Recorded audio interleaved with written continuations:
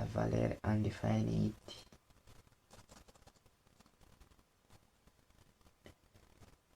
Et ça donne true. Donc, avec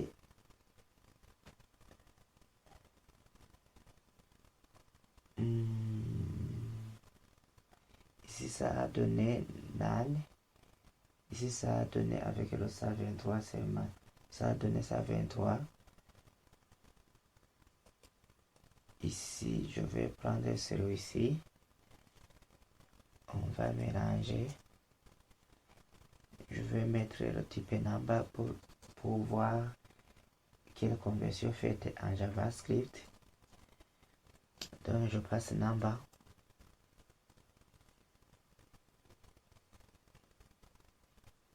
Number avec la ligne 6. Et la ligne 6, ça donne 123. Vous voyez que ça donne un nombre. Et c'est pourquoi ici avec la ligne 5, la ligne 5 ça donne false. Puisque c'est un nombre. Je vais expliquer ça aussi. Je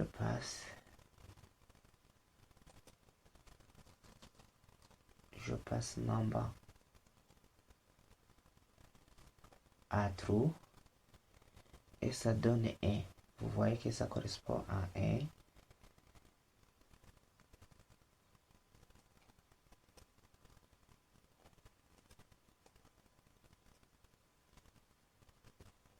Ici aussi, je passe number et ça correspond à 0, false. Ici je passe number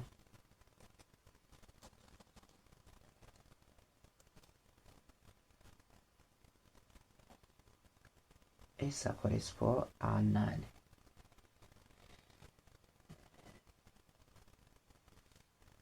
Donc pour le premier cas ici, et c'est un nombre valide, non, celui-ci ce n'est pas un nombre valide. C'est pourquoi ici ça m'a affiché true. Puisqu'on a vu que ici ça donne null. Est-ce que celui-ci c'est un nombre valide? Oui, puisque si vous regardez ici, ça donne ici en bas avec un number à la ligne 4, ça donne 123. Donc c'est un nombre valide. C'est pourquoi ici ça m'affiche false. Avec le 123, et c'est un nombre valide si on fait la conversion avec un number. Donc si on regarde ici la ligne 6, ça donne 123. Oui, c'est un nombre valide. C'est pourquoi ici ça m'affiche false.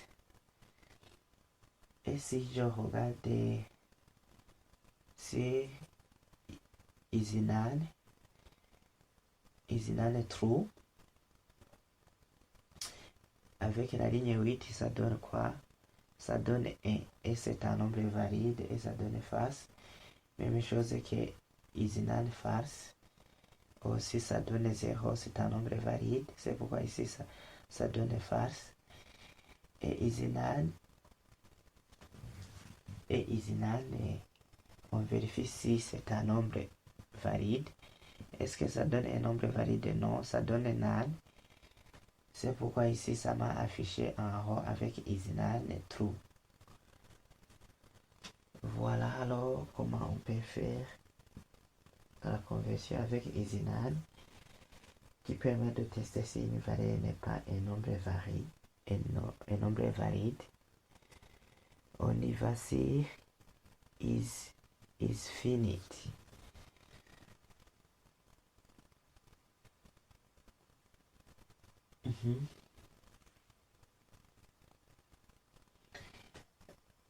La fonction is finite EasyFinity, c'est une fonction aussi globale en JavaScript qui sert à vérifier si une variable est un nombre fini, c'est-à-dire pas en anglais infinity ou bien infinity infini, si ce n'est pas un nombre, c'est-à-dire pas un nombre fini positif ou bien infini négatif, ni aussi NaN. Donc cette méthode permet de vérifier si une variable est un nombre fini. Alors prenons un exemple. Je vais prendre infinite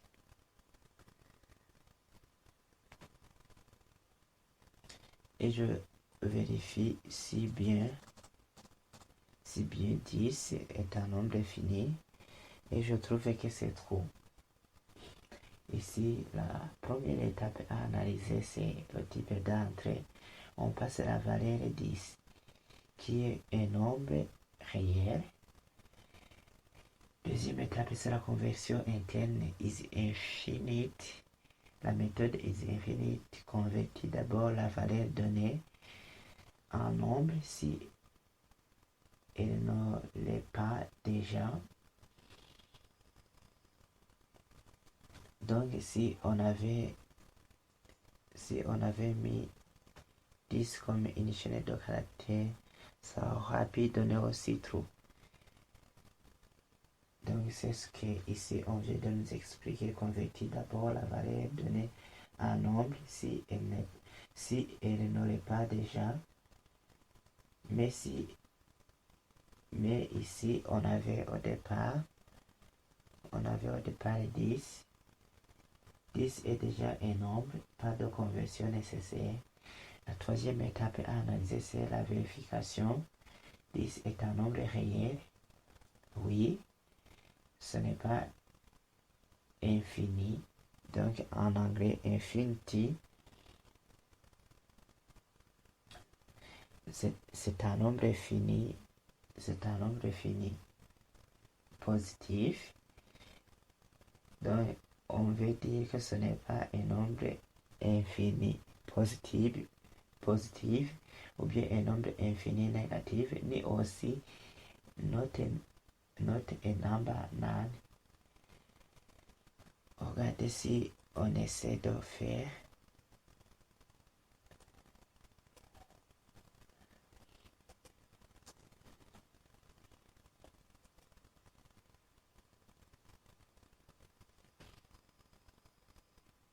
si on essaie d'accéder à infinity en anglais, donc un nombre fini positif, ça donne quoi? Ça donne false, puisque c'est l'infini positif.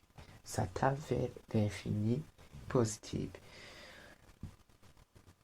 ce qui ne correspond pas à la méthode isInfinite qui sert à vérifier si la valeur est un nombre fini.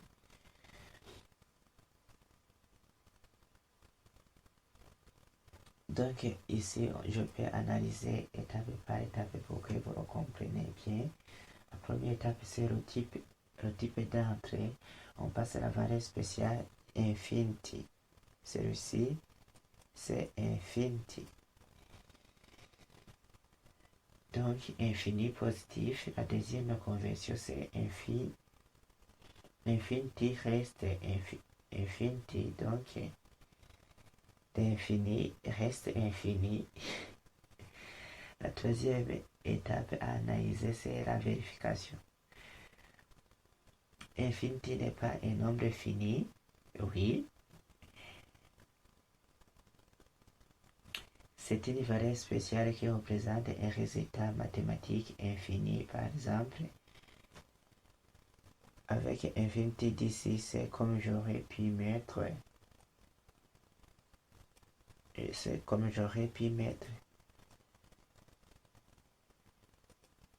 un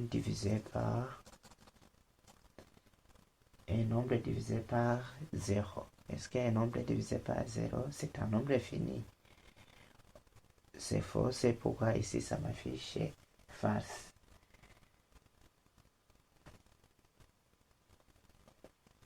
On peut aussi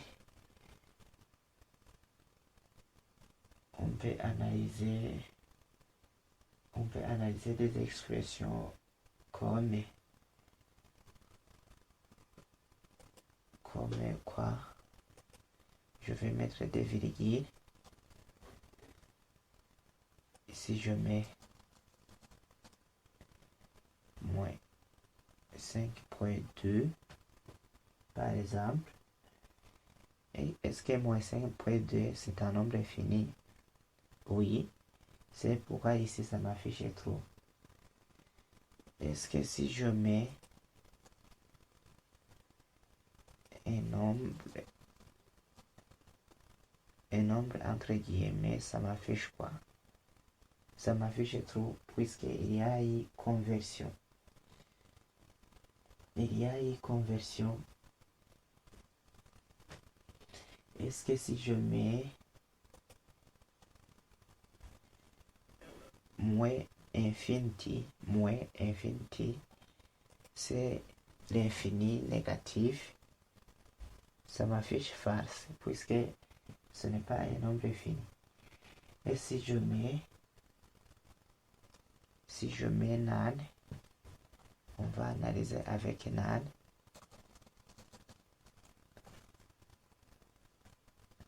Ça donne quoi? Ça donne false. Ce n'est pas un nombre valide, c'est pourquoi ici ça donne false. Attention à ne pas confondre EasyNaN avec EasyFinite. EasyNaN vérifie si ce n'est pas un nombre. EasyFinite vérifie si ce n'est pas un nombre fini. Ok. Là, nous venons de terminer la conversion et type de passing.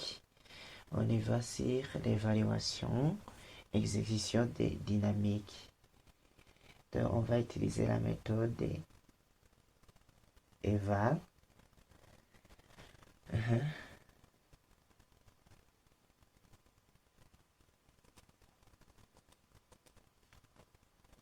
Je vide tout ça, je mets console.log.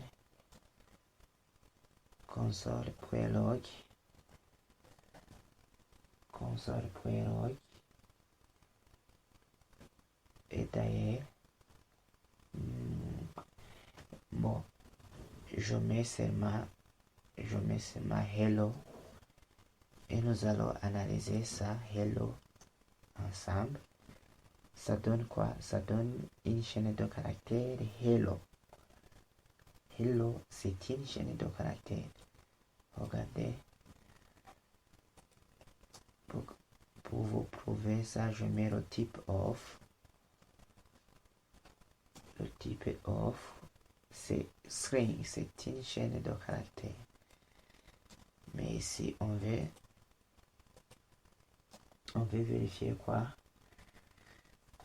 On veut vérifier la méthode eval. Je mets des guillemets. Même si j'enregistre, vous voyez que rien ne s'affiche. Mais ici, si je passe le console log hello que j'avais au départ, ça donne quoi? Ça donne hello.